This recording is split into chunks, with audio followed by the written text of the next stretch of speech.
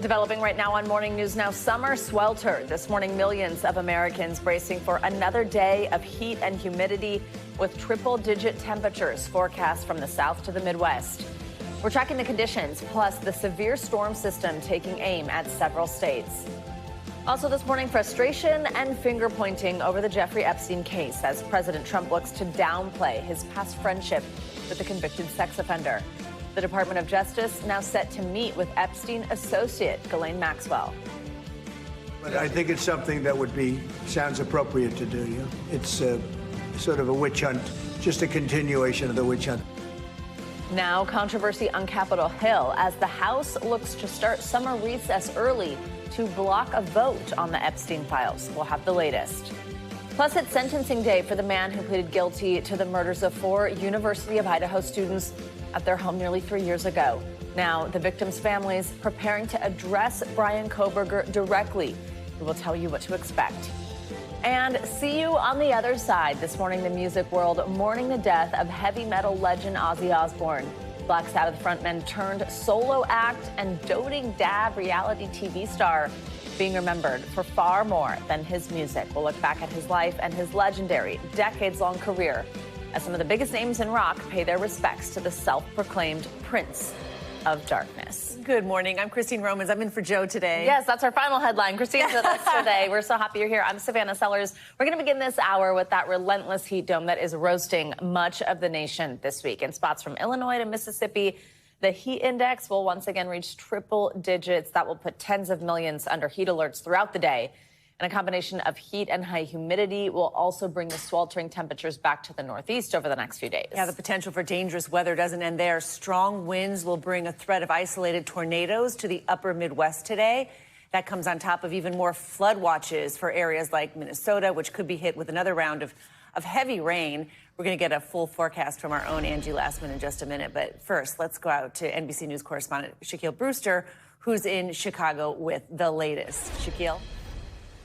Good morning, guys. So many of us are in for brutally hot temperatures today. I'll tell you, when fans hit Wrigley Field later today for that 1 o'clock game, with the combination of heat and humidity, it's going to feel like more than 100 degrees. And it's not just Chicago. You're seeing these temperatures across so many regions from the Midwest to the South, even the Northeast, where you have nearly 100 million people facing some sort of heat alert today.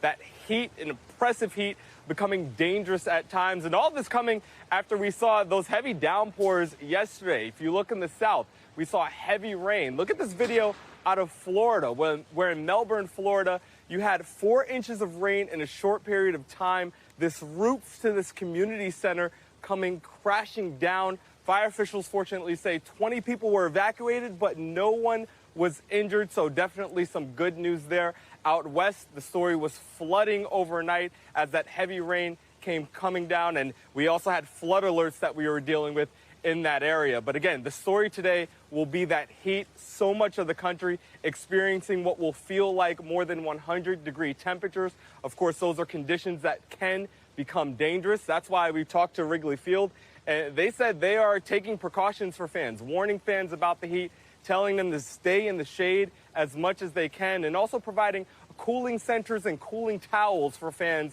as they enter for today's game. Back to you. All right, Shaq, thank you so much. And with these dangerously high temperatures, it's expected to blanket much of the country yet again today. Let's get a check on the record heat with NBC meteorologist Angie Lastman. Angie, good morning. Hi, guys. Good morning to you. Unfortunately, no relief in sight just yet for folks that were dealing with the heat yesterday. You're going to see that really be the trend over the next couple of days. And we've got a whole lot of heat alerts already in place, stretching from Minneapolis to New Orleans out towards Columbus. And I wouldn't be surprised if we see some additional heat alerts put in place here as the day goes on and as we get into tomorrow for parts of the Northeast. Some of these alerts are going to last through Friday. We've got the potential to see these heat index values over 100 degrees, so no surprise that the watches in the mornings and the advisories are all in place right now.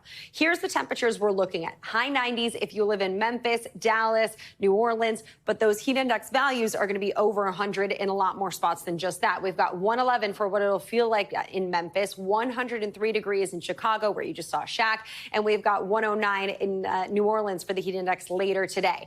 There's not a whole lot of relief, as I mentioned, even as we get into tomorrow. It's still the 90s, if not triple digits, for our actual temperatures.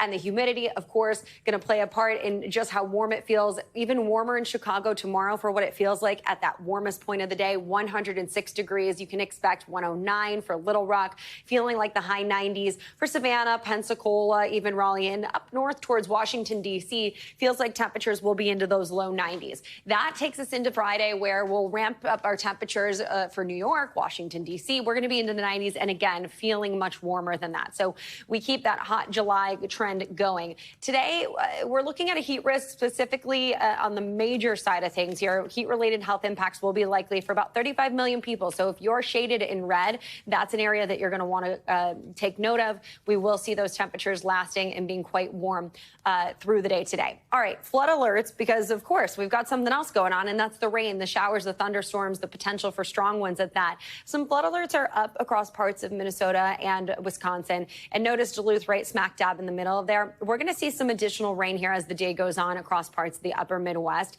and it's the severe risk really that we're watching from Nebraska to Michigan. All of the impacts will be on the table today. Tornado threat will be on the low end, but it's there. And then tomorrow we'll see those showers and storms work from the Great Lakes to the plains. It will bring a little bit of relief to folks behind the cold front, though. So, you know, upper Midwest will have a little bit of that relief that they're looking for from the temperatures. A lot of heat. Check your elderly neighbors. Yes. Be a good neighbor, everybody. As well. Good Angie. safety reminders. Thank you. All right, on Capitol Hill, the Republican-controlled House of Representatives is taking summer vacation early due to the ongoing battle in Washington over the release of government files on convicted sex offender Jeffrey Epstein. Yeah, that's right. Votes in the House were scheduled for Thursday before the summer recess, but GOP leaders informed members that the final vote until September would now be today, Wednesday. The move is in response to a clash in the Rules Committee. This, as Christine mentioned, over the Epstein files. That committee decides how legislation comes to the floor. And then all this is happening as the House Oversight Committee says it does plan to subpoena Epstein's former associate, Ghislaine Maxwell. She was convicted of federal sex trafficking charges in 2021, and she's currently serving a 20-year prison sentence. NBC News Capitol Hill correspondent Julie Sirkin joins us now. Good morning, Julie. Tell us a little bit more of some of the reasons why the House is, I guess, breaking up early this week. Yeah, well, the big reason is one that you just mentioned. The House Rules Committee, it's not really widely known, but it's basically the first stop before any piece of legislation or any bill can come to the floor where there's a full vote from all 435 members of Congress. So Democrats in this committee have promised to keep forcing really hard votes on rules on any legislation related to forcing the administration's hand in releasing these Epstein files. So Speaker Johnson said, you know what? We're not playing these games. We're going to send all of you home early. And by the way, it's not just Democrats, it's Republicans, too. Some of the efforts that they're trying to do here included an effort in that Rules Committee, and Johnson is just not having it. Julie, we heard from House Speaker Mike Johnson yesterday also expressing frustration not just with Democrats, but with some in his own party who are pushing for these files to be released. Tell us about that. Yeah, and this is such a different dynamic, guys. On the Senate side, I asked Leader Thune about it, for example. It's not seeming to be quite as much as a problem there as it is in the House side. But certainly over there, you have somebody like Thomas Massie who keeps pushing this effort. He's long been a thorn in the side of the Trump administration. We know the president wants Congress and Republicans to drop this issue altogether. But Speaker Johnson had this to say to Massie's efforts. By the way, guys, he's still collecting signatures to try and force the speaker to put legislation on the floor that would essentially force the DOJ to release these files. Watch what Johnson said. I don't understand Thomas Massie's motivation. I really don't. I don't know how his mind works. I don't know what he's thinking. Thomas Massie could have brought his discharge petition any time over the last 4.5 years. Over the last 4 years of the Biden administration, he could have done that at any time. And now he's clamoring as if there's some sort of timeline on it. It's interesting to me that he chose the election of President Trump to bring this, to team up with the Democrats and bring this discharge petition. That discharge petition he's talking about is what I was just telling you about, what Massie is doing, going around collecting these signatures. He's also kind of being a troll as well, posting overnight after Johnson made those comments on X, accusing Johnson of running cover for, quote, an underage sex trafficking ring and pretending this is a partisan issue. MAGA voted for this. This issue isn't being dropped anytime soon, as you can tell. Yeah. No, it continues to percolate. All right, Julie, as we mentioned, all this happening as the House Oversight Committee says it plans to subpoena Epstein's former associate, Ghislaine Maxwell. Why do they want to do that? this kind of came out of left field. This all happened earlier in the day yesterday. Congressman Tim Burchett of Tennessee offered a motion in the House Oversight Committee. Apparently this was blessed, though, by the Republican chairman of that panel, James Comer. Later on, the committee spokesperson releasing a statement saying that they will, quote, consider this subpoena as expeditiously as possible. The thing is, you mentioned she's in prison, so they have to work with the DOJ. They have to get special permissions so that she can even testify before that panel. And again, as I asked the top Democrat on the Judiciary panel in the Senate, Dick Durbin, about this moments after it happened, I said, are you going to consider pushing Republicans on your panel for a move like this? And he said, I don't even know what Maxwell can offer, what new information she can give. Some think this is just a distraction so Republicans can stop putting pressure on the administration to do something it clearly doesn't want to do in releasing these files, guys. Absolutely. We're going to talk more about that right now with Monica Alba. Julie, thank you so much. Let's bring in NBC News White House correspondent Monica Alba. Monica, good morning. So let's talk now the Trump administration's side of this, the handling of the case, how they continue to defend it. We also know Deputy Attorney General Todd Blanche planning to meet with Ghislaine Maxwell as well in the coming days.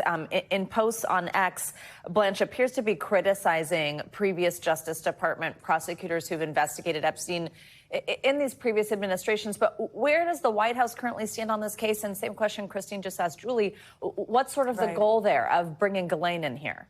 All excellent questions, you guys, and those are the ones we were trying to unpack yesterday because this did come as a little bit of a surprise. This was a moment where the Epstein saga was fading from the headlines a little bit, which was what the White House wanted. And then all of a sudden, the Department of Justice announcing that the Deputy Attorney General was going to seek this meeting with Ghislaine Maxwell in federal prison. And when the president was asked about that, he said, oh, I didn't know they were going to pursue that, but I guess that is appropriate. Now, it's unclear when that will happen and what it will yield because exactly to your point, remember that Ghislaine Maxwell was indicted in the first Trump administration. She was convicted in the Biden administration. But this is something that the Department of Justice under President Trump back then could have potentially been more involved in. Or when he took office this time around, they also could have tried to talk to her earlier on, a few months ago. So the question is, why now? And there isn't really a clear answer, except for the one that is clearly supported by the idea that many in the president's own base, his own supporters, are clamoring for more information. And this may be an attempt to try to give them that. Monica, another big controversial headline really out of the White House yesterday is President Trump really criticizing his predecessor, former President Obama, in an effort to distract from the Epstein story. Trump accuses Mr. Obama of treason. He says he rigged both the 2016 and the 2020 elections, even though, of course, Mr. Trump won in 2016 and was in power in 2020. These allegations were pretty unprecedented for a president to make against a former president. Tell us what happened and how the former president is responding. I mean, essentially, these amount to conspiracy theories. These are things that the president was talking about in the Oval Office without presenting any evidence for it. And it was notable he pivoted to this while he was being asked about Jeffrey Epstein and Ghislaine Maxwell. So that gives you an idea. Here's a little bit more of what he had to say, and then we'll talk about how former President Obama responded on the back end. But the leader of the gang was President Obama, Barack Hussein Obama. Have you heard of him? And except for the fact that he gets shielded by the press for his entire life, that's the one they... Look, he's guilty. It's not a question. This was treason. This was every word you can think of. They tried to steal the election. They tried to obfuscate the election. They did things that nobody's ever even imagined, even in other countries.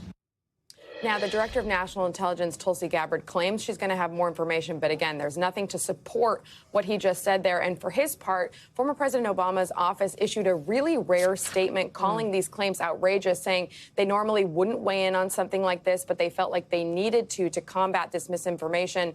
And they really called them bizarre allegations that were ridiculous and a weak attempt at distraction. Guys. Monica, finally, I do want to touch on trade tariffs here. President Trump announced on social media that his administration has reached a deal with Japan. That is one of the U.S.'s largest trading partners.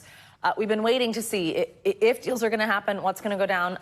I'm looking to my left because obviously it's something that Christine is watching as we count down to that August 1st date. But the tariff rate will be 15%, they say. That's lower than what was previously threatened, which leads us to believe there was some type of negotiation here. What are the key points in the agreement? Yeah, and the White House releasing a photo of those talks that took place in the Oval Office. And Christine knows this backwards and forwards. We know that the president had been trying to threaten maybe 25% on those tariffs, down to 15%, and he is announcing that we need to see still all of the agreement and how it would all work. An investment of $550 billion that Japan will invest in the United States, but this really is going to apply to goods that are key to the U.S. economy and that Japan produces, things like automobiles, agricultural products like rice and things like that. So this was a major win, and it comes on the heels of the president saying that the U.S. had reached trade agreements with the Philippines and with Indonesia yesterday. So we're not at those 90 deals in 90 days that the president claimed. In fact, that doesn't seem like it'll be doable before August 1st, but there has been a little bit more progress on some of these key agreements. And these tariff rates settling in higher than the 10% baseline tariff that the president put on all nations while they negotiated. So that's something to bears watching. Monica, thank you. Thank you. All right, more than 70 students are facing disciplinary action for participating in 2 student-led pro-Palestinian campus protests at Columbia University in the past year. The school said the consequences include probation, suspensions, expulsions, and degree revocations.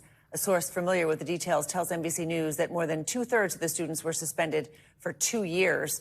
This comes as Columbia is implementing new policies at the request of the Trump administration in an effort to restore hundreds of millions of dollars of federal funding that was cut earlier this year. The policies include an updated disciplinary process, hiring more security officers, and banning masks at protests. Well, the man who confessed to sneaking into the home of 4 University of Idaho students before dawn and murdering them in 2022 will be sentenced today. Bryan Kohberger is set to face the family members of his victims. You see them on your screen: Ethan Chapin, Xana Kernodle, Kaylee Gonsalves, and Madison Mogen.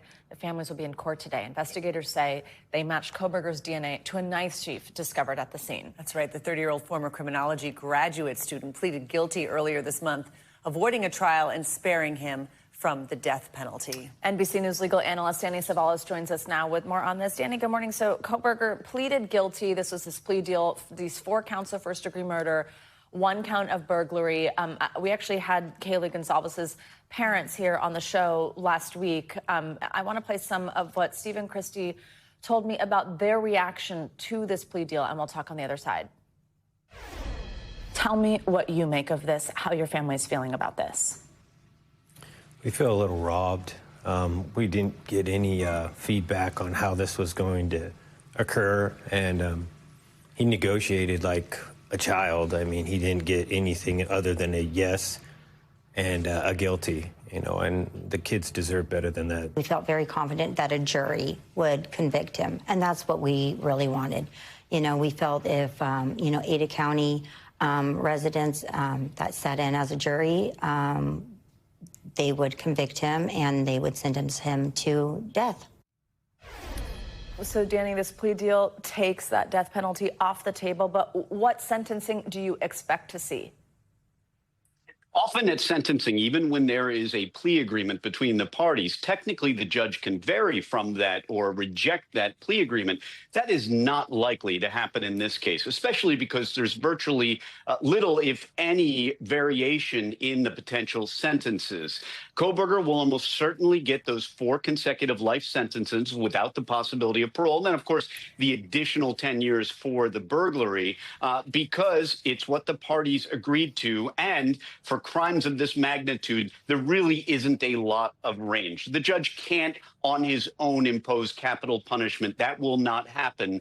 So in all likelihood, the sentence we're expecting is the sentence Kohberger is going to get.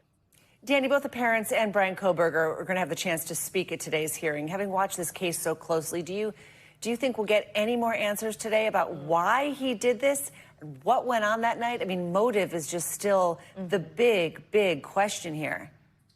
Not likely. The families of the victims in Idaho have not only a statutory right to be heard, but a constitutional right to be heard under Idaho's constitution. Kohberger, however, is a different story. He has a right to what's called allocution. In other words, he can speak at his sentencing, but he cannot be compelled to speak. So it is entirely up to him. As a criminal defense attorney, usually, although there are exceptions, usually it is not in my client's best interest to speak. It's better to let the lawyers do the talking at sentencing. So I think it's very unlikely we'll hear anything from Kohberger. And despite what the president had tweeted about Kohberger, that the judge should force him to speak, the judge cannot and will not force Kohberger to give us any insight into his motive. So, Danny, because this case won't go to trial, the judge has lifted a gag order that was in place to prevent details of the investigation from being disclosed, possibly tainting a jury. But I wonder, especially because, as Christine mentioned, motive is still such a big question here. What type of information could be in there? Documents that will be made public? Is there a possibility that we find more answers there, things that had not been revealed yet, that were sort of being saved for trial that now, of course, is not happening? There are two separate things going on here. Lifting the gag order just means the litigants can now speak publicly about the case, and that could be the prosecutor. So it's really up to them what they would want to reveal. Unsealing the documents is a little different. That has to do with the documents that are filed in this case. And I got to tell you, in this case, there were probably upwards of thousands of documents filed, many of which were sealed. I've never seen so many documents filed in a criminal case. So the question now becomes, what documents will the judge unseal? The presumption in court is that all documents are public, but they can be sealed. So the judge will unseal some, but likely not all. All right, Danny Ceballos, thank you so much. All right, Israel is facing mounting pressure this morning over the dire humanitarian situation in Gaza. Over 100 international charities signed a statement condemning mass starvation in the enclave today, writing in part, quote, "Our colleagues and those we serve are wasting away." This comes after more than 20 countries, many of them allies of Israel, signed a separate statement calling for an end to the war in Gaza. NBC News international correspondent Matt Bradley has the latest on the ground. In Gaza City, children among those searching through the mountains of garbage, looking for food, scraps of plastic and burned paper. Anything to help light a fire for cooking. Outside, the small soup kitchens still open, scenes like this.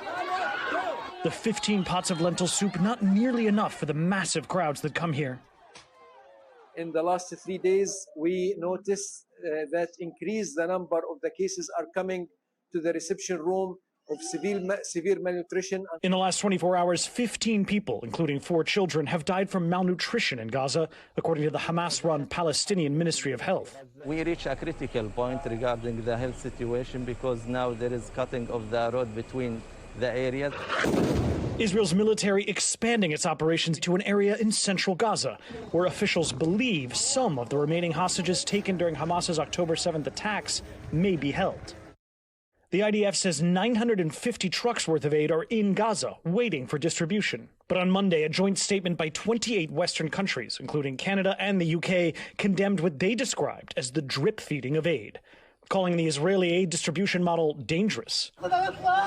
According to the UN Human Rights Office, over 1,000 Palestinians have been killed by the Israeli military while trying to access food since late May, a number disputed by the Gaza Humanitarian Foundation, an American aid group backed by Israel. Now we are seeing the last gasp of a humanitarian system built on humanitarian principles. This system is being denied the conditions to function, denied the space to deliver, denied the safety to save lives.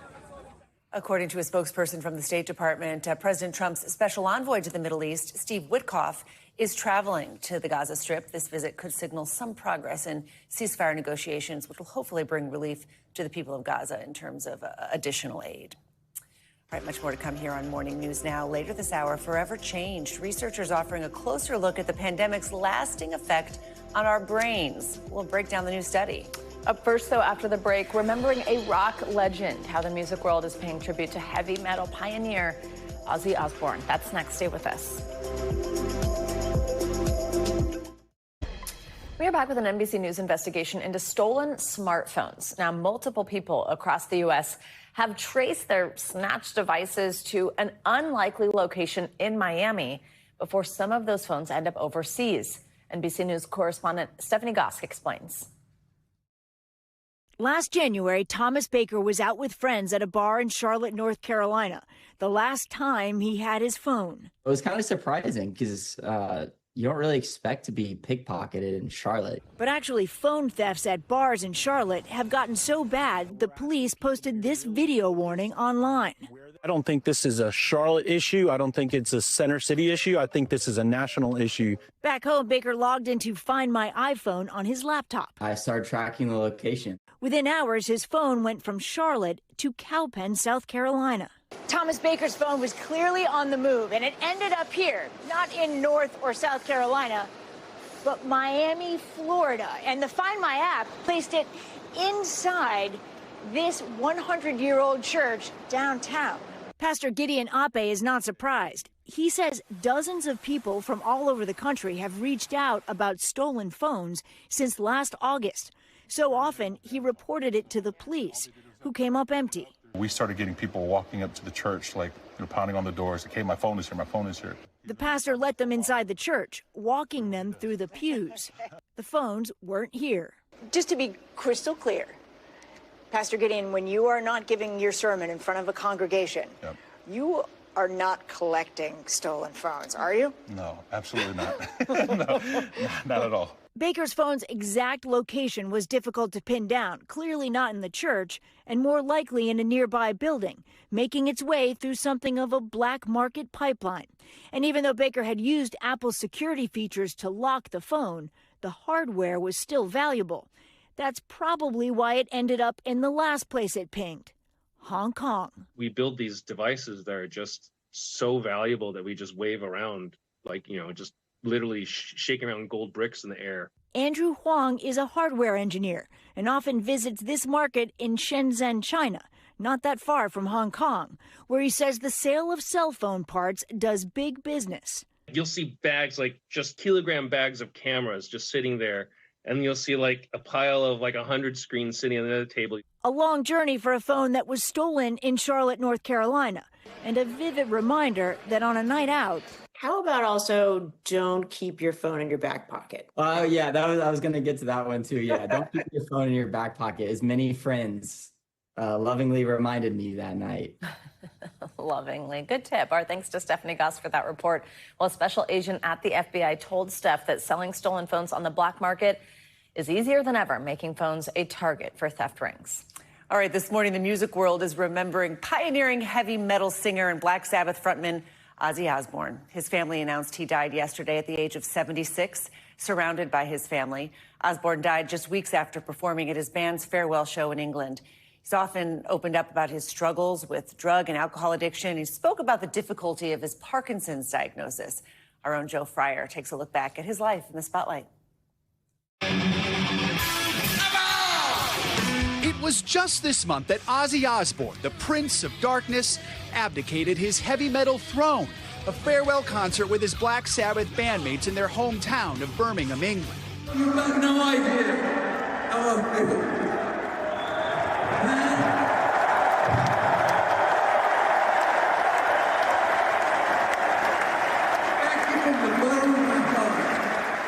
Now, not even 3 weeks later, comes the startling news from his family. It is with more sadness than mere words can convey that we have to report that our beloved Ozzy Osbourne has passed away this morning. He was with his family and surrounded by love.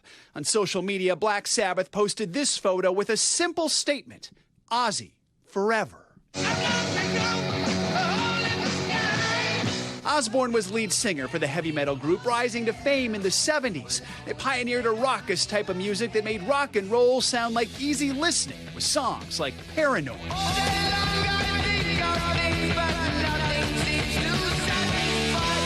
Later ejected from the band for excessive drinking and drug use, Osbourne landed on his feet with a successful solo career powered by hits like Crazy Train.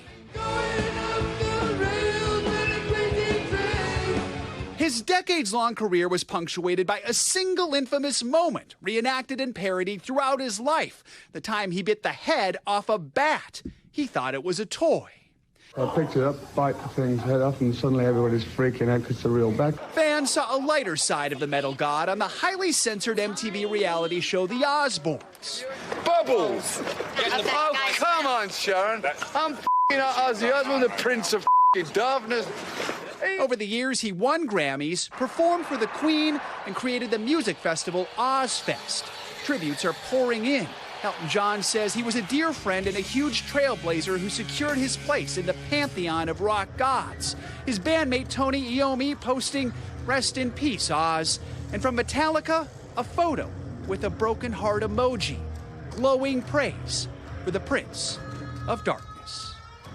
What a career. Our thanks to Joe for that report. Osbourne's family didn't say where he died or how, but he faced several health challenges in recent years. That includes being diagnosed with Parkinson's and multiple spinal surgeries. All right, let's now bring in Corey Gross, senior writer for Rolling Stone. Corey, good morning. Thanks for joining us. A lot of people talking about Ozzy Osbourne and his legendary career and his impact on rock. You know, people recognize him in sort of three different stages of his life. He's a frontman for Black Sabbath, solo artist, and for younger people, there was that reality TV show with his family. What made him stand out over other bands and artists of his generation to you, do you think? I think from a musical perspective, it's just the drama that he brought to rock and roll that was something that was unique. Nobody had ever done that. Nobody else had a sound like that before.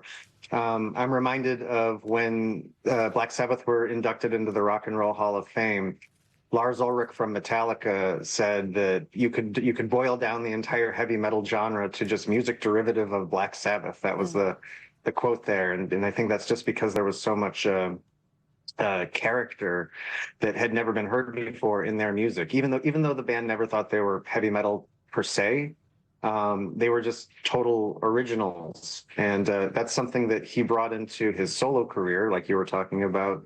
Where there was maybe a little bit more dynamism in the way that he sang and the music that they did, because they're moving from the blues into something a little bit more classical, and then the world got to just see what a relatable, funny, in some ways normal, sharp, witty guy he was off stage when he was on the Osbournes. So yeah, you're right. He had a lot of different phases in his career that people got to actually kind of grow up with him in a way.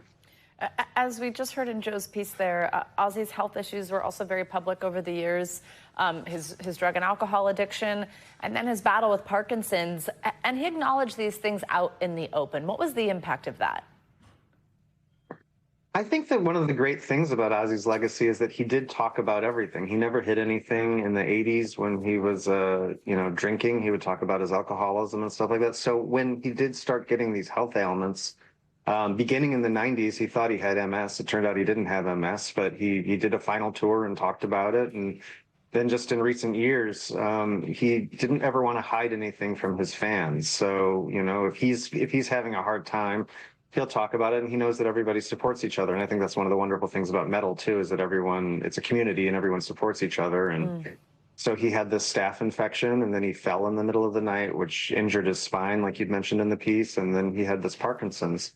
But he was always resilient and always striving for more. I interviewed him in 2022 in London, and he was holding out his hand to show me that his Parkinson's medication was working and he wasn't shaking. And, he just always was trying to get better and get back on stage again. Corey, there's a memoir coming out in October called Late Rites. Osbourne wrote that himself. There's also a film on Black Sabbath's recent final show. That's expected out in theaters next year. What do we know about these projects, and what kind of story do you think Ozzy Osbourne is going to tell? Well, with the book, which it's called Last Rites, he's talking about everything that he went through, all these struggles in the last few years, because in 2010, he put out a more comprehensive autobiography called I Am Ozzy that was his whole life up until then, growing up in Birmingham, forming Black Sabbath, going solo. This is focusing more on his recent travails, the setbacks of the tour. And I think it's going to be him reflecting on, mistakes. He's not mistakes, but just like what regrets he has, what regrets he doesn't have, and just what his career means to him as it was winding down. I'm sure he didn't expect that this was going to happen now, and it did. But I think that he was in a reflective state there. The documentary was made at the same time that he was writing the book. The documentary, I saw some of it being filmed when they were on tour, or when he did some final one-off shows in the last few years. And so I think that the documentary personally is going to just be a big celebration of who he was, because I've read the name of the lists of everyone who's going to be in it, and it sounds like it's going to be just a big, festival of Ozzy, and just celebrating who he was.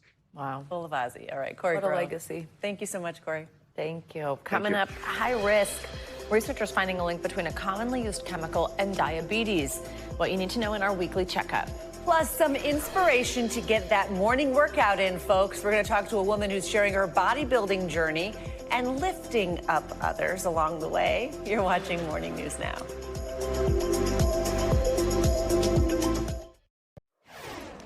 We're back now with your weekly medical checkup. Researchers have discovered new details about how COVID may have changed our brains and how it might be possible to reverse it. Yeah, plus a new study reveals that babies born prematurely could have a higher risk for developing physical and mental health problems later in life. For more on these stories, let's bring in NBC News medical contributor Dr. Kavita Patel. Good morning, Dr. Patel. Hello. Let's start with this new study that seems to show that COVID aged our brains. COVID did a lot of things, but aging our brains, what does that actually mean? And is there anything we can do to reverse it? Yeah, good morning, Christine and Savannah. It's not just your imagination that these are researchers in the UK that found, and what's really stunning about this is that they took healthy adults, about 1,000 healthy adults, and broke them into two groups. And they had scans from these healthy adults over time before COVID, and then they had scans from a separate group that was kind of matched and had those scans before and after COVID, essentially to be able to see what the effects of COVID were on their brains. Then they had an AI tool look at about 15,000 other brain scans just to make sure and see if these patterns indeed were repeatable. And what they found is that indeed just exposure to the pandemic, not even necessarily having COVID, exposure to the pandemic aged our brains on average about 5.5 months than people who were not exposed to the pandemic. Now, the whole world was exposed to the pandemic. So I think you're asking the right question here about what can we do about it. So the doctor's orders here are to try to look at things that are slightly reversible that could actually help your brain health. We've talked about these here before. It's sleep, it's exercise, it's social connections. And I think the next set of studies will show whether these interventions do indeed reverse some of that brain aging. But it's not in your head. If you feel like COVID aged you, certainly scientists have proven that that indeed was true. Yeah. It's just the gift that keeps on giving, huh? Dr. Patel, also this new research is showing that exposure to chemicals that are known as forever chemicals, there's kind of been a lot of talk about these, they could put you at higher risk for developing type 2 diabetes. What is the connection? And part of this forever chemicals, right, is that they're very difficult to avoid. Yeah, they are. They're called forever chemicals for a reason, or PFAS is kind of the shortened term for it. These are chemicals that you can find in nonstick cookware, cosmetics, even rainproof clothing, essentially single-use plastics. Think takeaway trays from the restaurants. Here's what researchers found. Researchers looked, and these are Mount Sinai researchers that had this large biodata bank of people who had type 2 diabetes and people who didn't. And they were able to look over time at their blood levels and see with every incremental significant exposure to PFAS or forever chemicals in your blood, there was a 31% increased risk of having type 2 diabetes. By the way, this is an important study because it reinforces something we've seen in other studies that show increased risk with exposure to forever chemicals that can be on par with obesity. That's a big deal. So here are the doctor's orders. It's hard. This affects me too. I do those single-use plastics. I try to reuse them for like Tupperware and putting my food away. Throw them out, try to avoid them, try not to take them home from a restaurant and reuse them. Certainly do not microwave them. And then certainly avoid nonstick cookware and just do an inventory. I've been really trying to not microwave in anything plastic. Yeah, exactly. Big one. Dr. Patel, a new study found that being born prematurely may put someone at risk of developing physical and mental health problems later in life. What should people who were born preterm know about this study? All right, this is yours truly right now. I'm a preterm baby. I was one of these babies that was born. So we've got, from like the 80s, we've got generation now of studies to look at preterm babies and compare them to those who were born at full term. And the reason this timeline is important, Christine and Savannah, is because this is essentially when we had the most interventions to help earlier babies stay alive and thrive. People like me. What they found was a little disturbing, however. They found that in preterm babies that they actually had a higher risk of hypertension, high blood pressure, high cholesterol, had a worse case of mental health, anxiety, depression. So this is something that's hard to reverse. You can't go back in age. So the doctor's orders here, know your risk. I'm going to give a doctor's orders to myself as a doctor. I, as a primary care doctor, rarely ask about this. So I want all the health professionals out there to ask everybody. Don't just ask about diseases during birth. Ask when you were born and if you might be at risk for some of these. Great advice. Dr. Really good Patel, advice. Thank you so much. All right, let's stay with health news. So lifting weights, playing sports, or following strength-based workout programs, we know they're important, right? But now we actually know that they can have more than just physical benefits, especially for women. Yeah, in fact, one study shows that 94% of women in C-suite positions were also athletes. The research shows that physical training helps build discipline, work ethic, and confidence. And that connection is the subject of a new book. It's titled Lift. It was written by journalist turned bodybuilder Anne-Marie Chaker. And we are excited to have the author herself here in studio with us. Good morning, Anne-Marie. Thanks for being here. Good morning. Thank you for having me. So your journey is fascinating. I just mentioned journalist turned bodybuilder, but I mean, really, like, you didn't find this until your 40s, right? You've been at the Wall Street Journal as a journalist for years. We know how that life goes, how difficult it can be to find the time to learn something new, to the point where now you are professionally competing as a bodybuilder in your 50s. Tell us about this road. So it started a few years ago. I was in a really tough spot in my life. I was suffering from postpartum depression, the loss of my father, the end of my marriage, and I was drinking a lot. All of this came to a head when I took my daughter to on a trip, and there was a hotel fitness room. And in this hotel fitness room was a bodybuilder who was just crushing her workout. She looked amazing. And I kind of looked at her and I looked at myself and I thought, what had happened to me? You know, I'd been an athlete growing up and it was just an aspect of my life that had been gone. So I started kind of following her regimen, working with her coach, who was a retired bodybuilder. And I just kind of entered this amazing world of like bodybuilders and powerlifters and just kind of went down this rabbit hole, and it changed my life. Weightlifting changed my life. Well, the book is called Lift, and congratulations. And tell us what you want people to take away from it. We know, especially for women as we get older, we know that strength training is so important for our muscles, for our bones, for our mental health. You used lifting and this strength training to get through these traumas. What do you want women to take, and everyone to take away from the book? I feel like as women, we've been conditioned to chase skinny, right? That we think thinness is success, skinny is success. And I really want women to understand that there's this whole world of moreness, right? Like the whole thing that I fell in love with bodybuilding and weightlifting was that the idea of building oneself and making more muscle was just so delicious and enticing to me. And, you know, rather than going to a gym and constantly trying to whittle ourselves down, I want women to embrace the idea of building oneself. It's so good for the body, but also good for the mind as well. One of the things that is so cool about the book is that in addition to you sharing your story and explaining the science behind why this can be important for women is, I mean, it's a tactical guide. You lay out how you can start. You lay out how you can eat. I think those are things that people are looking for all the time, and I think doing so in a responsible way, especially when like diet culture is all over social media with tips that are not necessarily healthy, is so important. Walk us through, if you could, a little bit of what you give in this book in terms of a tactical how-to guide. Yeah. So chapter 6 in the book kind of takes you through how to prepare your week, you know, what you need to maybe have a few things at home, but you don't need to, this is not rocket science. You don't need to spend a ton of money or have a ton of things. Having a few like dumbbells, a couple bands in a corner of your living room, or even if just a couple soup cans if you're in the kitchen, or filling a couple gallons of whatever, you know, lifting a baby, like just make the time. 3 times a week, less than 30 minutes, you can get a lot done. Really? 3 times a week, less than 30 minutes. No, we were having a conversation about all this morning. I'm like, really? Is that all it takes? Oh my gosh, I know. I have no time, but that makes it seem like it's possible. It really does. Anne-Marie Chaker, congratulations on the book, and thank you so much for stopping by. It's such an inspiring story. Thank you so much. Thanks. So interesting. All right, coming up, a major slowdown. Automakers saying the ongoing trade war is driving down their profits. Yeah, we're going to get a closer look at the impact on the car industry as a whole. That's next. Morning News Now. We'll be right back. We're back with new headlines from President Trump's heated trade war. He announced a deal with Japan last night on Truth Social, lowering the tariff rate to 15% on all imported goods. But as the president keeps pushing for deals, it's the tariffs already in place that are deeply cutting into automakers' bottom lines. following an Oval Office meeting with Philippines President Ferdinand Marcos Jr. We'll probably agree to something. President Trump announcing via social media a trade deal in which the Philippines will pay a 19% tariff on its exports to the U.S. and the U.S. 0 tariffs on exports to the Philippines. President Trump also saying the countries will work together militarily.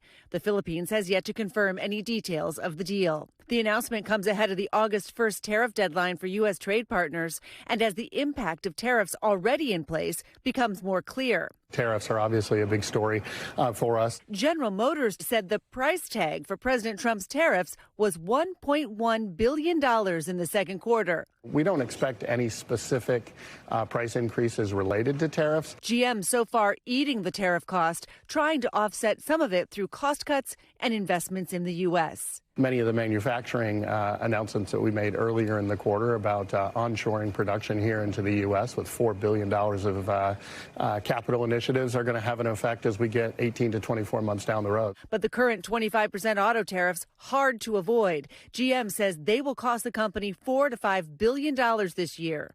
Other automakers feeling it too. Jeep and Chrysler maker Stellantis says, due in part to tariffs, it expects a $2.7 billion loss in the first half of the year. So two big outstanding trade relationships here. You've got the U.S. and China. The Treasury Secretary Scott Bessent says he's going to Stockholm next week, Monday and Tuesday, for the third round of talks with China. And then the EU. You know, this is a really big, important deal. And the EU is said to be readying something called a trade bazooka, basically huge counter-retaliation measures to protect its 27 nations if these talks break down and the U.S. puts 30% tariffs on there. So there's a lot more headlines to come, folks, in the weeks and months ahead on the trade. That's got my attention. Frightening, yeah. Right. All right. Thank you, Christine. We've got more money headlines now for you. The cost of your favorite Hershey candy is about to go up. CNBC Savannah Hanau joins us now. Good morning. Hey, Christine. Hey, Savannah. Good morning to you. Yeah, so Hershey is raising candy prices, and it's due to the continued high costs for cocoa. Now, those prices, they have fallen from a peak above $12,000 a metric ton in December, but they're still well above historical levels as poor weather and plant disease have hurt supplies from West Africa, which produces about 70% of the world's cocoa beans. Now, Hershey's told retailers last week prices will increase by about a double-digit percentage, but for consumers, Hershey's candy should continue to cost $4 or less. Owners of Lucid electric vehicles will get full access to Tesla's supercharger network on July 31st. Now, there are a few caveats, so the Lucid Air will be able to use a Tesla supercharger to top off the battery, but you will need an official adapter, and that costs $220. And the adapter, well, that won't work with V1 or V2 charging stations. Now, it's also limited to a 50 kilowatt peak charge rate, which provides about 200 miles of range per hour of charging. The Lucid Air typically achieves a 300 kilowatt peak rate. And pop star Dua Lipa is auctioning off a one-of-a-kind Porsche GT3. So the auction runs until the end of the month on Sotheby's website, and proceeds go to the Sunny Hill Foundation, which Dua Lipa created in 2018 to benefit culture and arts in Kosovo. That's where her family is from, and Kosovan communities around the world.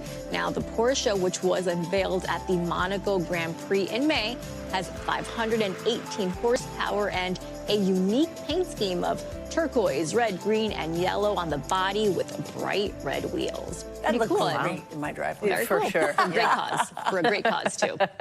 Thanks, Savannah. Well, coming up, a catty mayor's race that's giving one city some pause, literally. I want to know, like Minerva the cat, what is her stake on crime? Is she for crime? Is she against it? When we come back, we're going to take you to Massachusetts, where the claws are out and the rivalries are for real. This is Morning News Meow. We're already laughing. And this hour with an unusual election that's heating up just outside of Boston. Oh, it's got a lot of personality, a little bit of rivalry, just not any humans. Reporter Brianna Borghi from NBC Boston has this marvelous story. Meow. It's dirty politics. It's dirty politics. A catty mayoral race is brewing in Somerville. literally. It's a very hot race, a lot of contenders. These feisty felines are campaigning for the imaginary office of Bike Path Mayor, but it seems one candidate has a very real enemy. So again, the original race, and we have photo evidence all over the server Discord, was Orange Cat versus Barry, who's the incumbent. I see Barry all the time. I see Orange Cat almost as much. And then other candidates started coming in, and then Barry's sign was stolen. But now Barry is back with her promise to make cats outside again. Owner Mallory Bissett telling us how this whole thing started. We wanted to make sure that people knew that she had owners and that she was well taken care of and loved and that she wasn't just a random cat roaming around. And we wanted other people in the community to come out and make signs for their pets. It's become a competitive and creative field. Freya is running as a member of the Calm Meownist Party.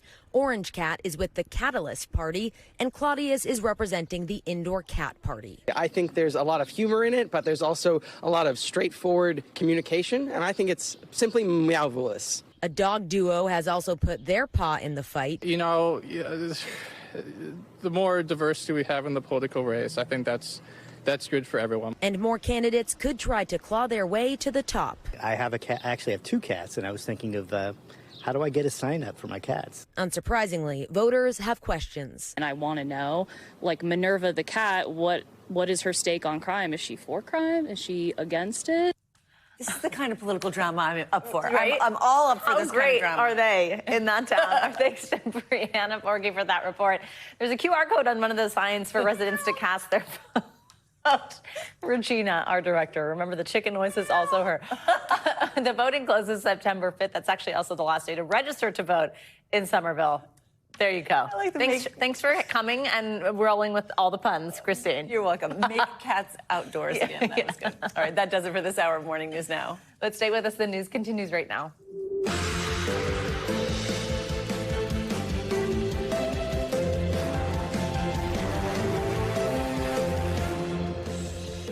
Good morning, and thank you for starting your Wednesday with us. I'm Savannah Sellers. And I'm Christine Romans. I'm in for Joe today. Right now on Morning News Now, summer bummer, a dangerous heat wave baking millions of Americans from coast to coast. The northern plains and even more hot temps are on tap for today. Our Angie Lastman has your full forecast in just a moment. Also this morning, the explosive fallout over the Trump administration's handling of those so-called Jeffrey Epstein files. Why some top officials in Washington are now turning their attention to Epstein's jailed right-hand woman, Ghislaine Maxwell, for answers, as a political firestorm brews among the president's MAGA supporters. Plus, more than 2.5 years after those grisly University of Idaho murders that left 4 students dead, their confessed killer, Brian Kohberger, will learn how long he'll spend behind bars.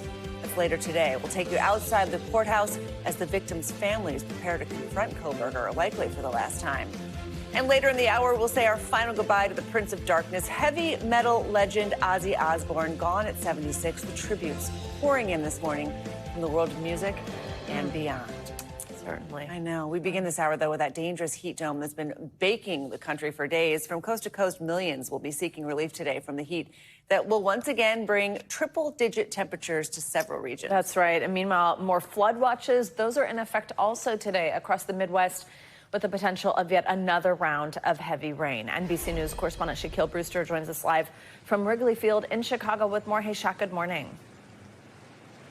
Good morning. It is going to be a brutal one later today, and I'll tell you, you can expect to see some kids, adults, maybe an unnamed correspondent running through some of those sprinklers as the temperatures, when you combine the heat and humidity, will be set to feel like more than 100 degrees here in Chicago as these dangerous and brutal temperatures take over much of the country.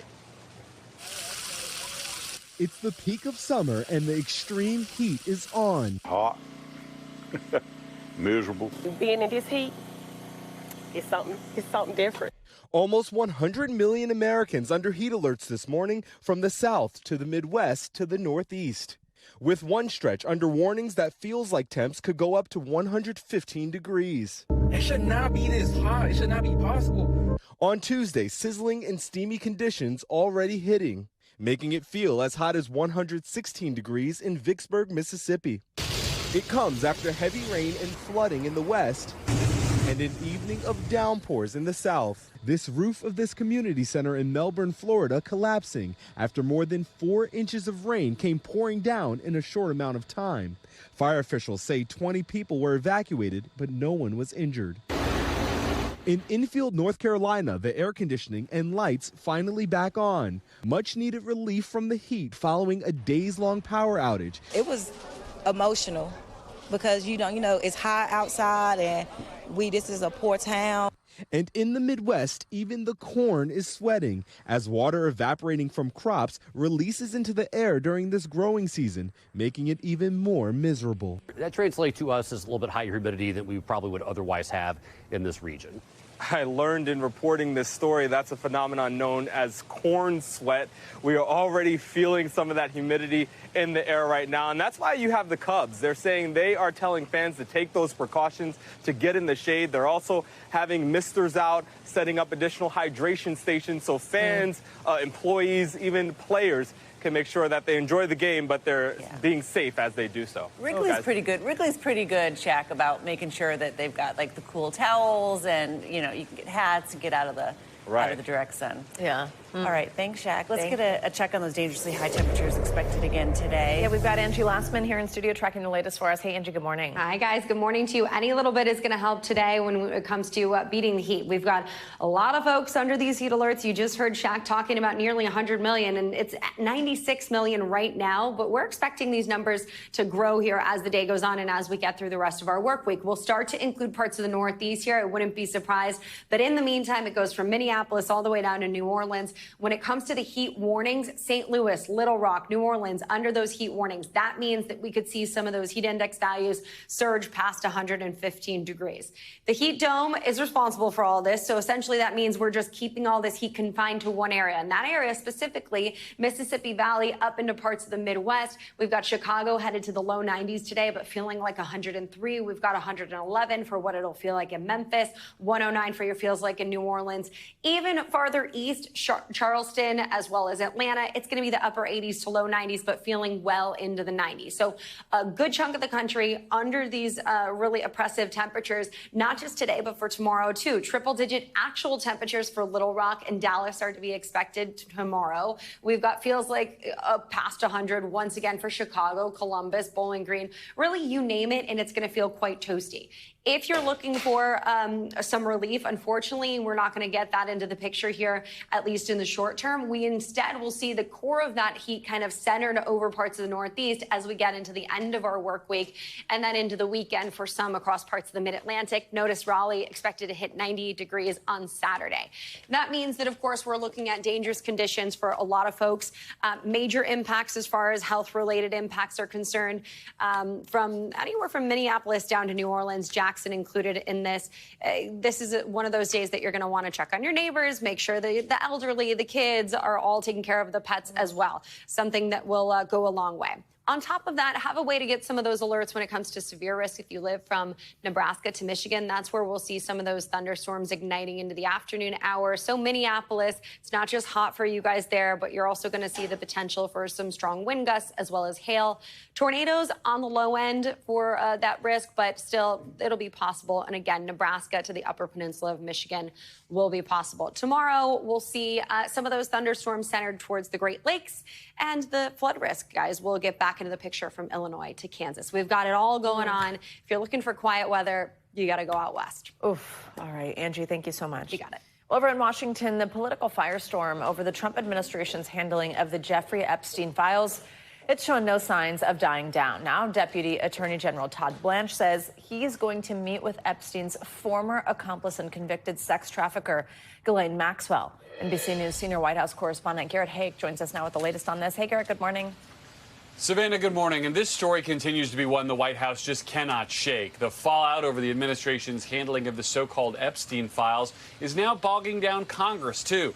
The House is headed home today for summer recess early rather than be forced into awkward votes over Epstein. Now, the DOJ and the Congressional Committee are now both seeking information from Epstein's accomplice, Ghislaine Maxwell, and the president is pushing to change the subject. As the White House looks to quiet a MAGA-led uproar over its handling of files related to convicted sex offender Jeffrey Epstein, The Trump DOJ's second in command now says he will seek information from Epstein's accomplice, Ghislaine Maxwell, who's currently serving a 20-year sentence on sex trafficking charges and is appealing her conviction. Deputy Attorney General Todd Blanche posting Tuesday, the FBI and DOJ will hear what she has to say. I anticipate meeting with Miss Maxwell in the coming days. Yeah, I don't know about it, but I think it's something that sounds appropriate to do, yeah. Her attorney confirming talks with the DOJ, adding, "We are grateful to President Trump for his commitment to uncovering the truth in this case." The House Oversight Committee also voting Tuesday to subpoena her testimony. In the past, Trump has offered well wishes for Maxwell, making these comments in 2020. I've met her numerous times over the years, especially since I lived in Palm Beach, but I wish her well, whatever it is. Now Democrats suggesting Maxwell is looking for help from Trump. She obviously wants to be free, and she understands that there's opportunity in her in working with Donald Trump.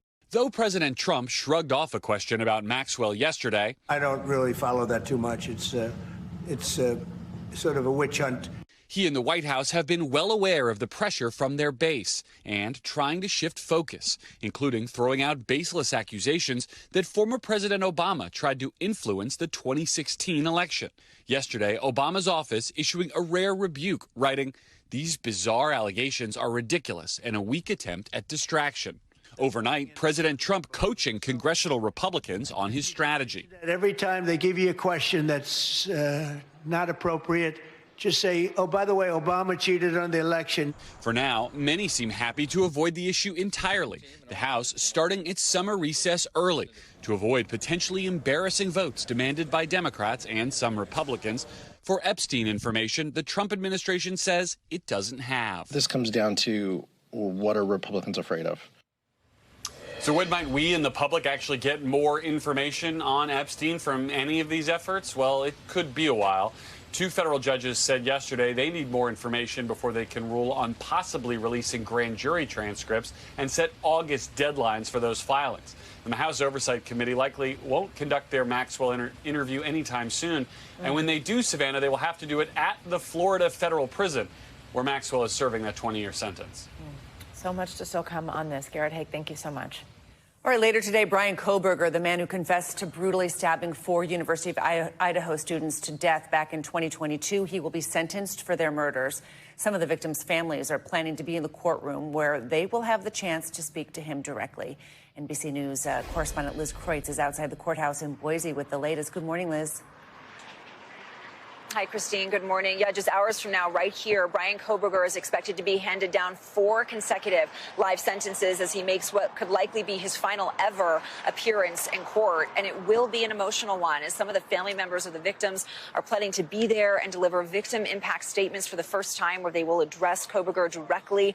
And that includes the parents of Kaylee Gonzalez, who told Morning News Now this is a chance for them to take a little bit of their power back. This morning, more than 2.5 years after the brutal murders of 4 University of Idaho students, confessed killer Brian Kohberger will receive his sentence. Are you pleading guilty because you are guilty? Yes. The 30-year-old former criminology student expected to receive 4 consecutive life sentences, 1 for each of the 4 college students he says he fatally stabbed in their off-campus home: Ethan Chapin, Xana Kernodle, Madison Mogan, and Kaylee Gonzalez.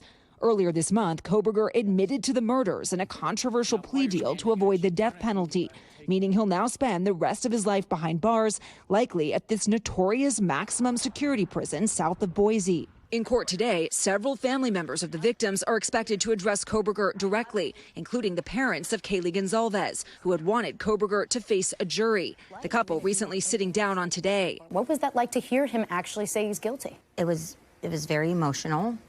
To hear it. It was definitely hard. I wish that, he would have had to say maybe their names other than just simple yeses and nos. We want to see some sternness when you see 4 lives lost. President Trump appearing to echo that sentiment this week, weighing in on the high-profile case, urging the judge to make Kohberger explain why he'd committed the crimes. There's very little chance of the judge forcing Kohberger to speak. It's not part of any deal. And really, even if it were, it's just not something a court can force a defendant to do. Meantime, some family members of the victims say Kohberger's guilty plea is all the closure they need. Ethan Chapin's parents telling us they don't plan to be at today's sentencing and give any more energy to their son's killer. You don't feel the need to stand up there and address? Absolutely not. I'd rather spend the time in the boat with my kids on that day. Now we get to just move on. Yeah. Yeah, there's big time closure.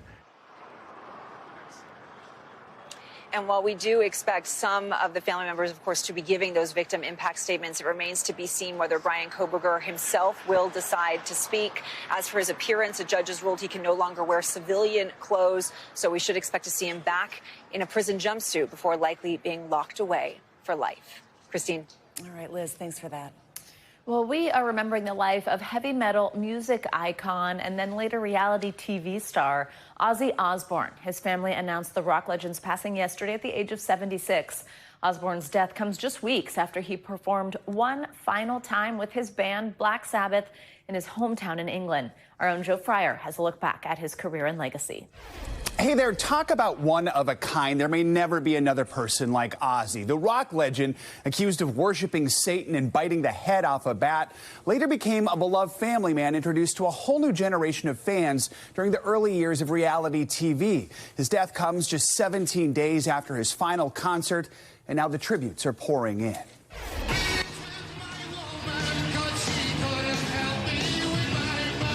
He was that rare star who was known as both the Prince of Darkness Mama, I'm coming home, and the patriarch of a lovable but eccentric family. On Tuesday, that family made the stunning announcement.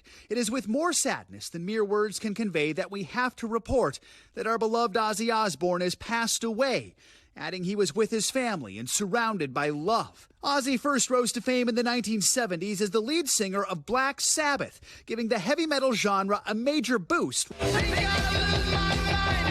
Osbourne was booted from the band as he battled substance abuse, but he rebounded, launching a long and successful solo career. He talked about his journey on Today. What rock and roll has done for me is you couldn't buy it. I mean, it's changed everything for me. But it was the reality show The Osbournes, Rock and Roll, that made Ozzy a household name. The show chronicled Ozzy, his wife Sharon, and two of their kids, Jack and Kelly, as they navigated their sometimes chaotic but always hilarious lives. I love you all. I love you more than life itself. You're a man. The reality TV pioneers became a cultural phenomenon. I think it's a surprise to a lot of people. I mean, they expected to see me sleeping upside down on the rafters of a Bavarian castle with bats flying around me. And though there was the time he bit the head off a bat, Osbourne said he thought it was a toy. So I picked it up, bite the thing's head off, and suddenly everybody's freaking out. As a young boy growing up in England, Osbourne never imagined decades later he would perform for the Queen at her Golden Jubilee. His family did not say how Osbourne died, but he faced a number of health challenges, including Parkinson's. He also spoke candidly about his struggles with sobriety. If it wasn't for Sharon, I would be dead long ago. Ozzy did ultimately reunite with Black Sabbath, including the band's final performance in England earlier this month. You've got no idea how I feel. Back from the bottom of my heart. His former bandmate Tony Iommi, who was at that last show, reacted to Osbourne's death, saying, "I can't really find the words. There won't ever be another like him." Black Sabbath also posted on social media, writing simply, "Ozzy forever." The entire music community is paying tribute to Ozzy. Elton John calls him a huge trailblazer who secured his place in the pantheon of rock gods. Ozzy leaves behind his wife of more than 4 decades, Sharon, and 6 children. His memoir, Last Rites, was set to come out this October. His publisher says the book is finished and they do still plan to release it. Back to you. All right, Joe, thank you. There's much more to come on this hour of Morning News Now, including the emotional tributes to the late Malcolm Jamal Warner coming from his former Cosby Show co-stars as investigators rule his drowning death accidental. But first, after the break, we've got an exclusive inside look at a controversial whites-only community that in 2025 is sowing a culture of separation in the hills of Arkansas's Ozark Mountains. That's next. Stay with us. We are back with an exclusive report from our partners at Sky News. A rural community in Arkansas's Ozarks is growing, but not everyone is welcome. Leaders there say only white, straight people are allowed to move in. Their argument is they have the right to choose their neighbors. However, critics say it's a dangerous and racist step in the wrong direction. Sky News correspondent Tom Cheshire went to this whites-only town to talk to the people behind it. High up in the Ozark Hills in the state of Arkansas, dozens of people have been working hard, building houses and a new type of community. It's called Return to the Land, and it is a town open to white people only. They are millennials and Gen Z, and this is a new update of age-old prejudice. No blacks, no Jews, no gays. Its founder, Eric Orwell, invited me in because they believe what they are doing is completely legal. Welcome to the Ozarks. Thank you very much. What we've done here is establish a place where we have control over who our neighbors are, and that is just for the sake of preserving, our culture. And that culture, effectively, we're saying this is a white culture, a whites-only place. White American culture. Yeah, not just white, but white American. But what this sounds like is bringing back segregation. Is that a fair assessment? Well, it's free association. So we're not trying to keep other people down. This is a small settlement in the middle of the Ozarks. But they are being kept out, even if... you don't let everyone into your home. Around 40 people live here. Hundreds more from across the world have paid to be members. And while the men do the physical labour, the women take care of the children who live here full-time. It's a loving movement. On that aspect of it being loving, I suppose the counter-argument would be it could be a very loving community if you're part of the community, but if you're black, or if you're Jewish, or if you're gay, you can't be part of that community. They can have their own communities, and they already do, and I think that's great for them. If other people are allowed to do it, I don't really see why whites aren't allowed to do it. It doesn't make any sense. But the goal is to have lots of these communities and for it maybe not to be rural, for there to be cities on the same basis, right? Yeah, that would be neat. I look forward to seeing how this movement grows over time. Return to the Land is only the most radical example of a growing trend. These are all the white supremacist incidents, demonstrations, leafleting, recruitment drives, meetups over the last 4 years in the US, tracked by ACLED, an organisation that monitors violent conflict and protest. There's been a dramatic increase over that period. It has become a background thrum of nationalist activity. You might be wondering how any of this can be legal.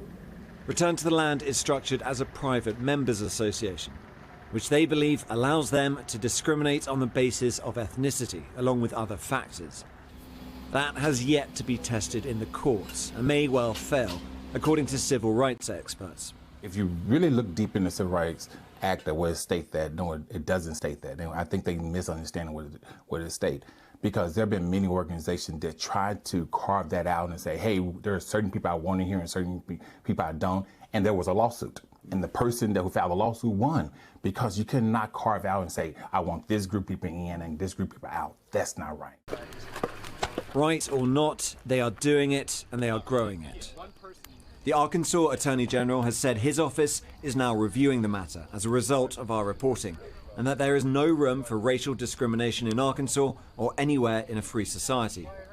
We contacted the governor of Arkansas, but did not receive any response. Return to the Land, though, hopes to be a beacon for its political ideals. Others will look at the same flames and see something very dangerous.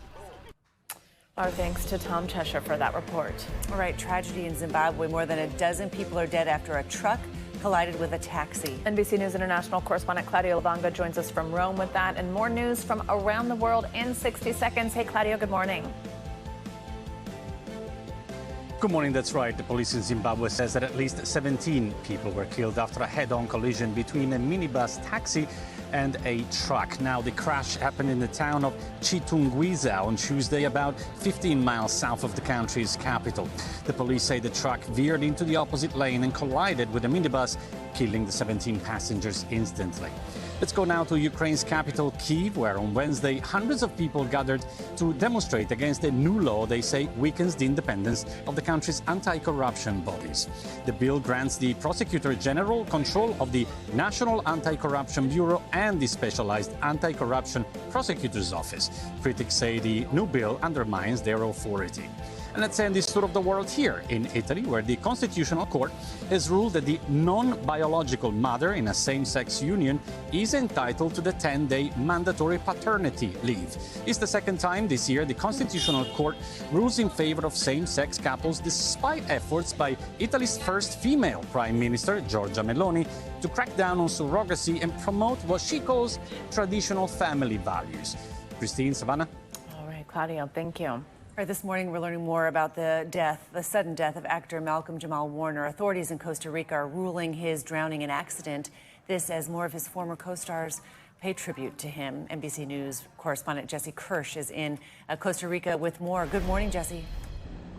Hey, Christine, good morning. Authorities are now saying that Warner's autopsy is complete. Meanwhile, I spoke with a lifeguard organization, a volunteer organization in the area where Warner drowned, and they say that they did not have enough resources to staff that beach where he drowned on Sunday. It's an area that is known for being potentially hazardous.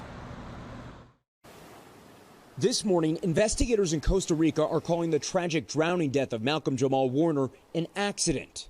The actor was in the water off this beach Sunday when the current swept him to sea in an area known for potentially dangerous conditions. We have about 3 currents that are predominantly always there.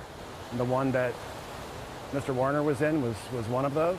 Mike Geist runs the volunteer lifeguard group that watches this region's coastline. He says while no one from the group was on duty at the time, his friend, a trained lifeguard, went out on a surfboard and found Warner unresponsive underwater. The first thing that they do is they bring him to the surface and give the emergency respirations. Right there? Right there. In the water? In the water. When he didn't respond to that, my friend rapidly took him into the beach and they immediately began CPR. Officials say a distress call came into 911 at 2:10 p.m. Once on scene, the Costa Rican Red Cross attempted to resuscitate the 54-year-old. The Red Cross also saying it had to treat another man on the scene who was then transported to a local clinic in critical condition. Meanwhile, officials determining Warner died from asphyxiation by submersion during what was supposed to be a vacation with his wife and young daughter. Warner's tragic passing met by a growing number of tributes for the actor affectionately remembered as Theo Huxtable on The Cosby Show. Okay, Olivia, let's go. Uncle Theo's taking you to the village. There you go. His Cosby Show co-stars paying their respects. Raven Simone posting this emotional message. He gave the best advice, he gave the best hugs, and his smile will always be a huge, bright, white smile in my head forever. Jeffrey Owens, who shared the screen with Warner as brother-in-law Elvin, writing Malcolm was a lovely man, a sweet and sensitive soul. My heart goes out to his family. Warner's own words also getting renewed attention. In a 2013 interview, he said his proudest achievement was building a life beyond The Cosby Show. That is a life that is being celebrated and remembered by so many now. Christine. Our thoughts go to his family today. Thank you, Jesse. All right, coming up, it's a global lifestyle brand that's celebrating femininity with a vintage flair. I can never say that word. When we come back, we're going to sit down with Love Shack Fancy founder Rebecca Hessel-Cohen on her fashion empire that's taken root right here in New York City. She's a woman who truly means business. She joins us next on Morning News Now.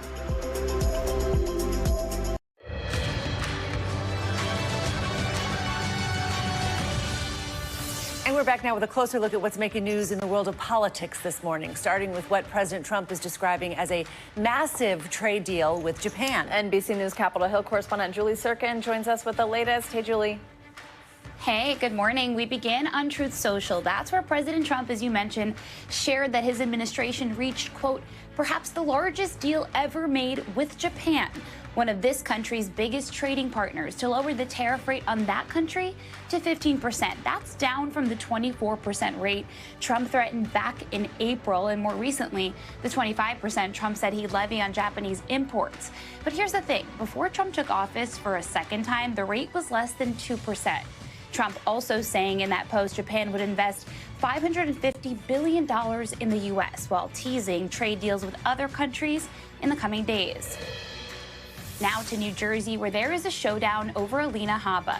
She's Trump's former personal lawyer, who he then appointed acting U.S. attorney in the Garden State. A panel of federal judges there rejected Habba's bid to stay in the job, instead in a rare move picking someone else for the post, an experienced prosecutor who actually worked with Habba in that office. Last night, however, Attorney General Pam Bondi firing back on X, you see it there, saying that prosecutor Desiree Lee Grace has, quote, just been removed. Others in the administration, including the Deputy AG Todd Blanche, said the judges who picked Grace over Habba colluded with Democratic Senators Cory Booker and Andy Kim, who released a joint statement saying the move is, quote, another blatant attempt to undermine judicial independence.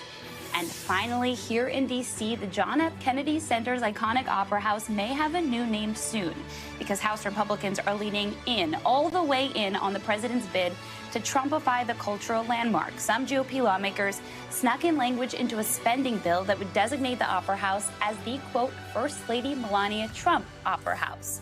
It isn't clear if the bill will pass the full House, and there still needs to be a bipartisan agreement with the Senate, so it's an open question whether the change will actually become law and official.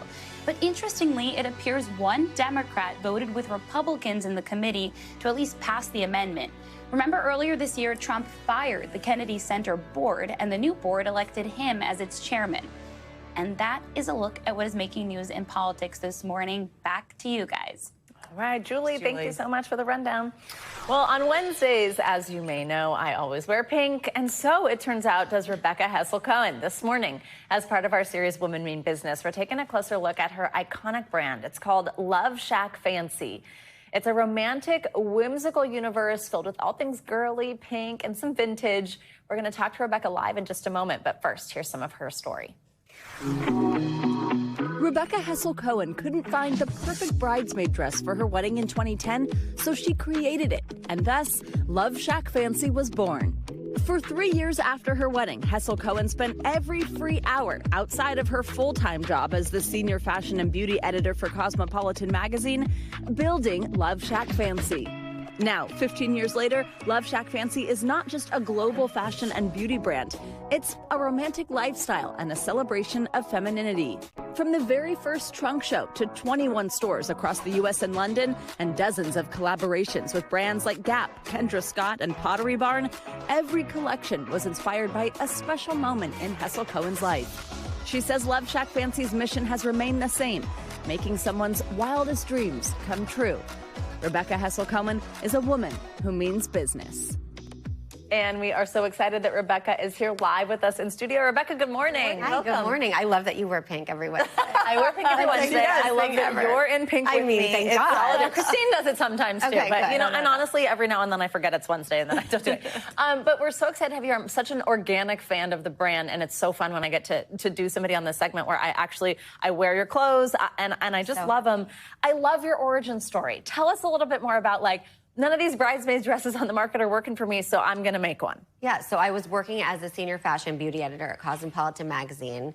I started off as an assistant, so I was there for 8 years, and so cool. I couldn't, when we got engaged, I couldn't find anything that I loved. They were all like just unattractive, not sexy, not feminine dresses. So I designed this beautiful halter dress with the seamstress in the garment district, and it became known as the love dress. And so after my wedding, which everyone loved this dress, it was like a huge hit. I wore the bridesmaid dress to my best friend's wedding 2 weeks later.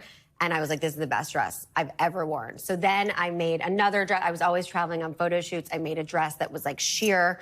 I was like, oh, this is like a shack dress. You could wear it to the beach. And then I made a different version that was a love dress, single layer that you would just wear day to night. And then a fancy one that's like more that you would wear to weddings. So I started doing trunk shows and making these dresses. I would go to Mood Fabrics, get leftover, inexpensive fabrics, and just do one-of-a-kind dresses and doing pop-ups out in the Hamptons for friends.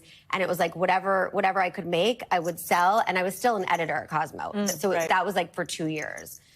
So it was really just like this organic, side project really that I was doing for fun, making dresses that I felt beautiful in and the girls felt beautiful and that were easy and feminine. And that's the name, Love Shack Fancy. Exactly. The 3 original dresses. Exactly. So, and it's just for all different occasions, like, your bohemian beachside, your day to night love, your everyday, and then your fancy, your weddings, events, and things like that. So you're kind of an accidental brand builder, but 100%. It's a definite brand. There wasn't even like the word brand when I started because, at that time also designers it was really big companies. It was Theory, Diane von Furstenberg, like huge brands that had, big moments in department stores. And there wasn't really an opportunity for like smaller independent brands. And people weren't really starting that. Maybe some in like Australia. And as an editor, I would love to feature some of those smaller brands, but it wasn't a thing. What I think is so interesting too about your story, especially in the context of this segment where we like to kind of like really showcase women and for women watching,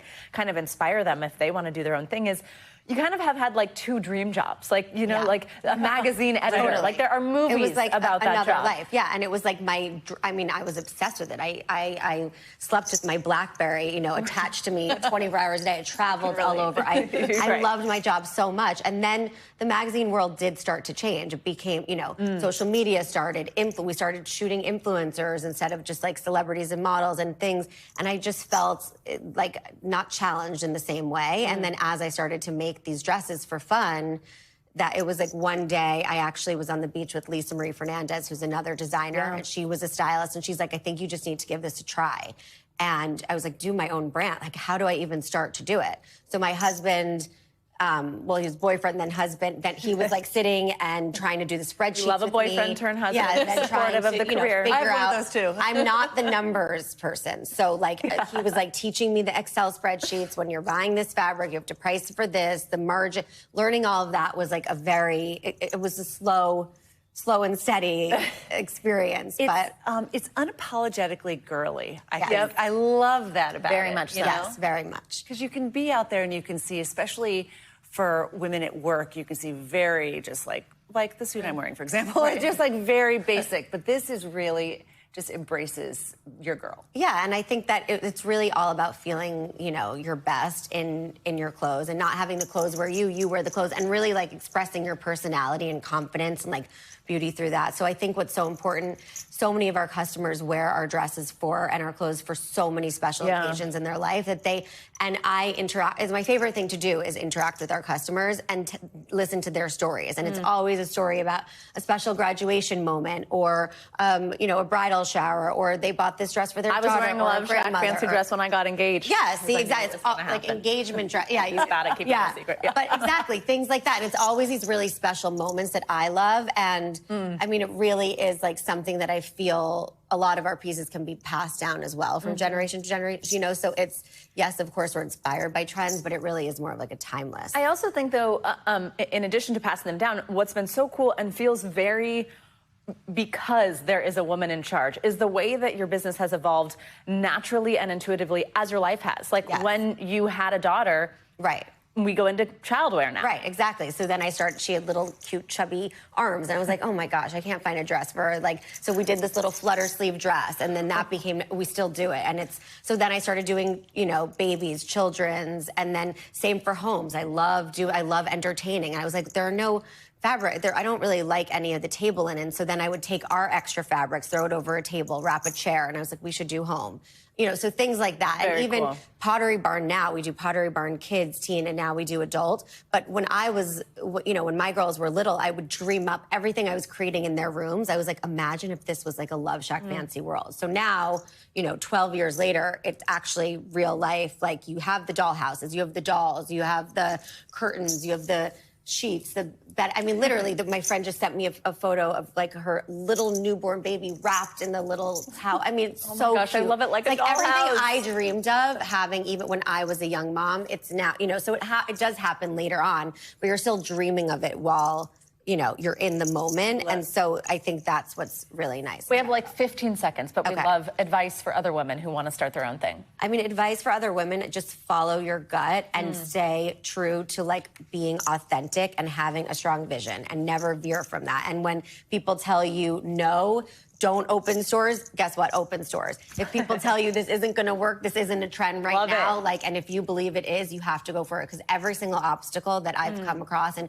every single time, I've basically just been like, okay, thanks, and then really done the opposite, and it's proven to succeed. So I think you have to follow your heart, you have to follow your gut, and you just have to go for it. Throw yourself into it, and just, it's if it's your business, you eat, breathe, sleep it.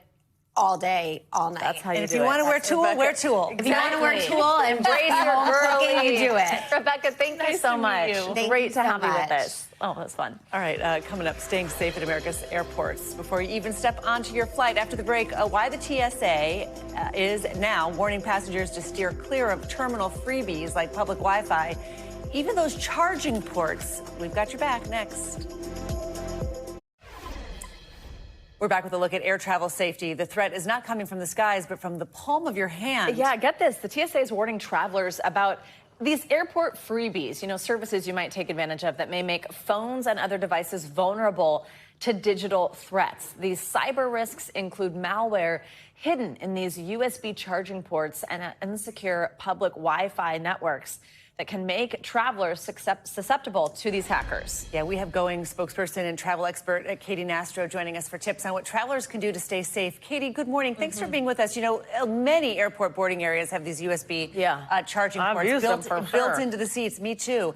Why are federal authorities advising against using them? And are there some safe alternatives when you really need a charger? Yeah, look, with so many more people traveling per day, we want to stay connected on the go. And if you look at some of the nation's busiest airports, 175,000 people on average per day go through JFK. Divide or multiply that by at least 2 devices. That's a lot of battery life that's needed. I myself always try to travel with an external battery pack with multiple different cables just to be able to charge anything at any given moment.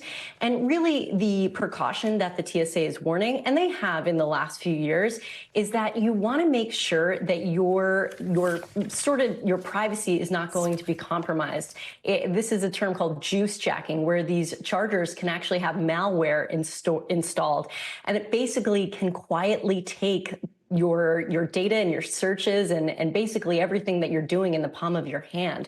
So you just want to make sure that if you are using one of these stations, you have something called an adapter that actually has a built-in blocker to stop your data from being transferred. So that's one way if you don't have an external battery that you're charging with. Oh, gosh, and I didn't even know that was a technology that existed, that a charger could block it. What about the Wi-Fi? We mentioned public Wi-Fi. I mean, honestly, I feel like it's always so bad in airports, I can barely get on it anyway. But should travelers avoid getting on it? What could it do to your phone? Yeah, as well, a lot of us, especially if you're traveling abroad, you need that little bit of Wi-Fi to be able to tell your loved ones that you made it safe or just get a message out. And you should be wary of any unsecured networks. Try to turn off that sort of auto link that a lot of us have that we don't even know that we already have to just automatically join a Wi-Fi network. You want to turn that off. And you just want to make sure that if you are traveling, that you can get on a VPN. They're free. You can download them to your phone as well as on your tablet or your computer. And this will actually create a wall for any type of internet traffic. So you're privately browsing, as well as you can travel with an eSIM. There are multiple ways that you can make sure that you're traveling not having to use public Wi-Fi. And it can be affordable as well. Basically, the public Wi-Fi, you just want to make sure if you are having to get on it at an airport, that you're making sure that it is the authentic airport Wi-Fi network, and you can ask an attendant at the airport who would be able to help you just the same and make sure that that Wi-Fi network you're looking at is the legitimate one. Great cybersecurity traveling advice. Seriously. Katie Nastro, thank you so much for joining us this morning. Something else to worry about at the airport. All right, let's get a look at what's making financial headlines. Amazon is acquiring a new AI startup. That's right. CNBC's Silvana Henao joins us now with more on that and other money news. Good morning, Silvana. Hey, Christine. Hey, Savannah. Good morning to you. Yeah, so Amazon is buying an AI startup called Beat. So it makes wearable devices that listens to everything you do. These $50 wristband can analyze what it records to transcribe conversations and generate summaries, to-do lists, or other tasks. Now, Amazon hasn't disclosed the terms of the deal, but it says it will work with Beat to give users more control over the devices, which are set to automatically transcribe audio but can be muted.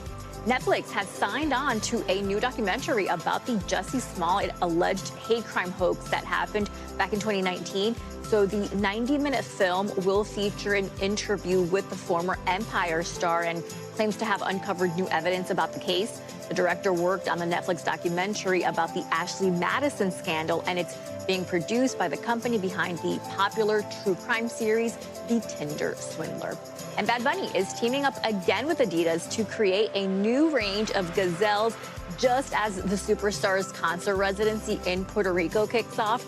So the City series, this shows, it pays a tribute to Benito's homeland with 3 tonal color patterns that reflect a specific part of the island. And the collection is available now exclusively in Puerto Rico at select Adidas stores and will launch globally on July 26th online and at select retailers for $140. They are cute. They are. Very cute. We're having a pink morning here. All right, thanks, Savannah. Well, now let's dip into the growing trend that's creating a big splash this summer. It involves very little travel, actually, but it provides an escape from your day-to-day routine. It's been called the Airbnb of pools and basically involves renting someone else's pool by the hour. NBC News correspondent Sam Brock joins us from one of those bookings in Purchase, New York, with the details. I understand he's about to jump in for us. Hey, Sam, good morning. How are you going to set me up like that? I mean, honestly, this fascination with me jumping into the pool. Savannah Jo, good morning. So great to talk to you. So 99% of the people out there, most of us just don't have access to a private pool. This concept, it's called Swimply, changes all of that, guys. You can rent out someone's pool or backyard for the hour, really for an entire afternoon if you want to, and it can include things like a grill, gazebo, and a ping pong table. There are literally thousands of different options, guys. The founder came from a huge family, one of 12 kids. When he was growing up, he was just looking for a place to be able to swim. What he has now stumbled upon is something that has really struck a nerve. When it comes to picking a paradise, Swimply users are awash in options. People ask me, Jake, how'd you get a pool like that? Well, this is not my pool. The site features thousands of prime pool setups in 150 cities, all available for rent by the hour, from $30 all the way to $250, with many able to accommodate up to 15 or 20 people.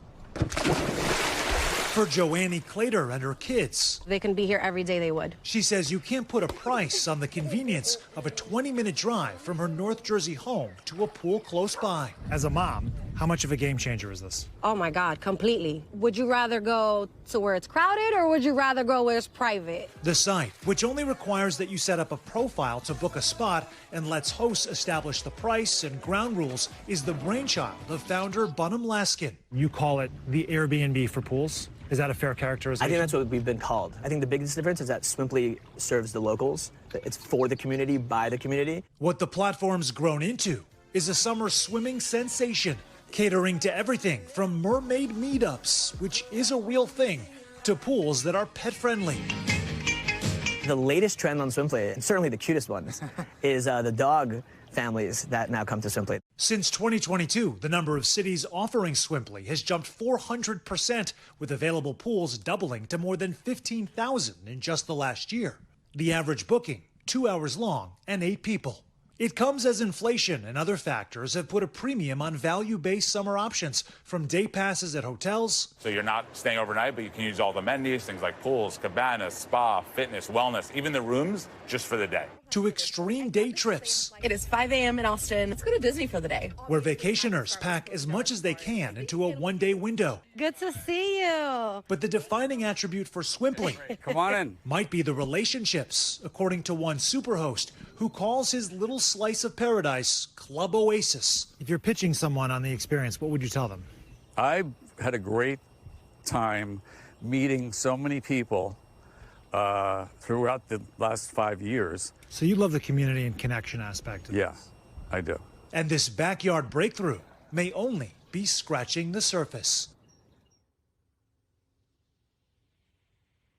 So, Savannah, when it comes to questions about liability, I know a lot of families out there are going to be wondering, what if something happens? Swimply says it is extremely important to cover all of the hosts with a $1 million personal liability coverage plan, also up to $10,000 worth of damage on the property.